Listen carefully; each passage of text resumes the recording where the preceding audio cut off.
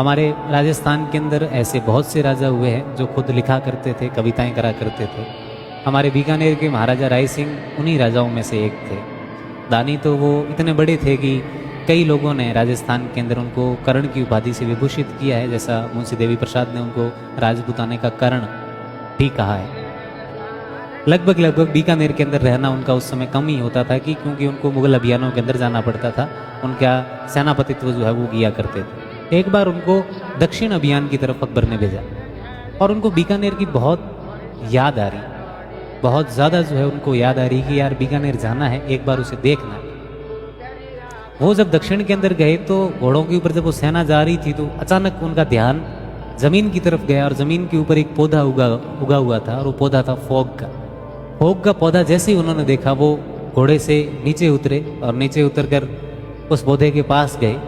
और कहा जाता है कि उस समय उन्होंने पौधे के पास जाकर एक दोहा कहा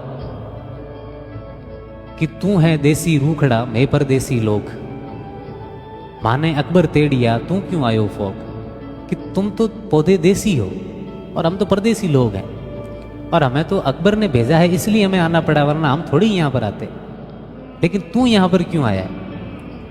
ऐसी ही बात जम्मू के अंदर भी जो है वो आपकी चला करती है। कहा जाता है कि जम्मू का एक व्यक्ति था जो काम करने के लिए काम ढूंढते हुए विदेशों के अंदर चला गया और जैसे ही वो विदेश के अंदर काम उसको मिल नहीं रहा था, वो घूम रहा था, तो किसी बाढ़ के पास या फिर किसी खेत के अंदर उसको जम्मू का एक पौधा दिख गया और जैसे ही उसको वो पौधा दिखा तो पौधे के पास गया और उससे कहा कि माडे घराई दिए बूटिए मैनू तो किस्मत खींची ले आई, तेनू इतने कौन खींची ले आया, कि मुझे तो किस्मत यहाँ पर लेकर आई है। तो इस एक पौधे के प्रति भी कितना आत्मीयता का भाव हो सकता है, प्रेम का, स्नेह का, जुड़ाव का, ये भी एक बताया जा सकता है, या फिर हम चीज़ को और ज़्यादा बारीकी से चीज़ के ऊपर समझ सकते हैं।